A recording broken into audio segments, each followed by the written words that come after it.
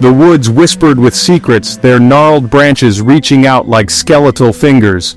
A lone figure, Fowler, moved through them, a specter in the fading light. His blue eyes, strikingly bright against his pale skin, held a disturbing gleam, a mixture of loneliness and something far more sinister. He was a man seemingly forgotten by the world, his own family a distant memory, their harsh words echoing in the hollows of his heart. Fowler was drawn to the woods, their silent embrace a comfort to his troubled soul. He walked for hours, his footsteps muffled by the soft earth, his eyes constantly searching. He sought no solace in nature's beauty, but a different kind of prey, the unsuspecting wanderer, straying too far from the beaten path. His victims were often drawn to the woods by the same allure that haunted him, a desire for solitude, a yearning for escape. But the sanctuary they sought became their prison, their dreams turning into nightmares in the hands of the solitary woodsman. The air grew colder as Fowler stalked his prey, the shadows lengthening with the setting sun. He was a hunter in his element, his pale face a mask of anticipation. A twig snapped, the sound sharp in the stillness. Fowler froze, his thin lips curling into a cruel smile. He had found his next plaything. A young woman, her backpack slung carelessly over one shoulder, was humming softly to herself, oblivious to the danger lurking in the shadows. He waited, letting her wander deeper into the woods, her cheerful tune a discordant melody in the growing darkness. Then, with a swiftness that belied his frail appearance, he struck. A burlap sack thrown over her head, a muffled scream swallowed by the trees, and she was gone. Fowler dragged his victim deeper into the woods to a secluded clearing hidden by a ring of ancient oaks. This was his domain, his workshop of horrors. The ground was littered with bones, bleached white by the sun, a silent testament to his macabre hobby. The woman's struggles were met with a cold indifference. Fowler took a perverse pleasure in their fear, their desperate cries for help fueling his twisted desires. He bound her to the oak, its rough bark scraping against her skin, and stared into her terrified eyes, a mirror reflecting his own fractured soul. The woods held their breath, silent witnesses to the horrors that unfolded under the watchful gaze of the moon.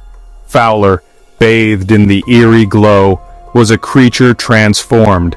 Gone was the pathetic recluse, replaced by a figure of chilling intensity. He moved with a practiced ease, his long, bony fingers working quickly to remove the skin from his victim's body. His tools were crude, but his movements were precise, almost surgical. He took no pleasure in their pain, only in the act of creation, of transforming flesh and bone into something grotesque and beautiful. The woman's lifeless form, stripped of its skin, became his canvas. He posed her limbs, contorting her body into impossible positions, mimicking the puppets he had cherished as a child. Her vacant eyes stared into the darkness, a haunting reflection of the terror she had endured. Fowler spent hours, sometimes days, perfecting his creations. He dressed them in scraps of fabric, adorned them with feathers and bones, breathing life into his macabre dolls. They were his companions, his confidants, the only ones who truly understood the darkness that dwelled within him.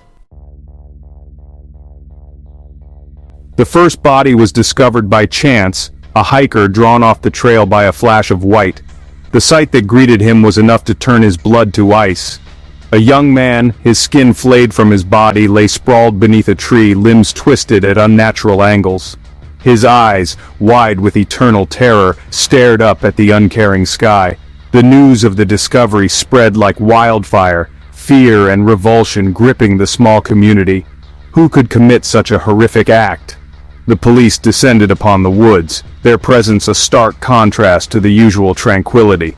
The forest floor, once a carpet of fallen leaves, became a crime scene, marked by yellow tape and the heavy tread of boots. Dr. Bailey Bugling, the county coroner, examined the body with a practiced eye.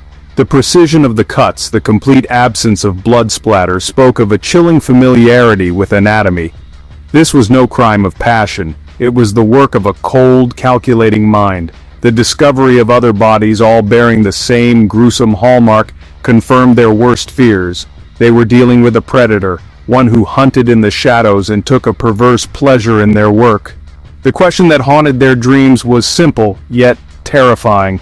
Who would stop him before he claimed another victim? Detective John Brower, a man hardened by years on the force, felt a chill run down his spine as he surveyed the latest crime scene. The victim, a young woman this time, lay posed against a tree trunk, her lifeless eyes staring accusingly at him. He had seen his share of horrors, but there was something about these murders, something about the meticulous nature of the killings, that shook him to his core. Days turned into weeks, the investigation dragging on with little to show for their efforts. The pressure mounted, the media frenzy growing with each passing day. Brower, his eyes bloodshot from lack of sleep, pored over witness statements, crime scene photos, anything that could offer a clue, a thread to lead them to the killer. Then, a break. A witness came forward, a hiker who had noticed a strange man lurking in the woods, a man with piercing blue eyes and a nervous demeanor. The description, vague as it was, matched the profile they had built, a loner, someone with a knowledge of anatomy, someone with a darkness hidden beneath their surface. The pieces of the puzzle began to fall into place. A name surfaced. Fowler, a recluse living on the outskirts of town, his past shrouded in whispers and rumors. Brower felt a surge of adrenaline. Could this be their man? The old farmhouse stood at the end of a long dirt road, its paint peeling, windows dark and lifeless. As Brower and his partner Nolan approached, the sound of crows cawing in the distance, a sense of foreboding settled over them. They had found Fowler's lair. The door creaked open, revealing a scene that sent a shiver down both detectives' spine. Dozens of dolls, their faces frozen in grotesque smiles, stared back at him, their vacant eyes reflecting the horror of their creation. The air was thick with the smell of decay, the sweet, cloying scent of death. And there, on the dilapidated porch swing, sat Fowler, his face pale and gaunt, rocking slowly back and forth.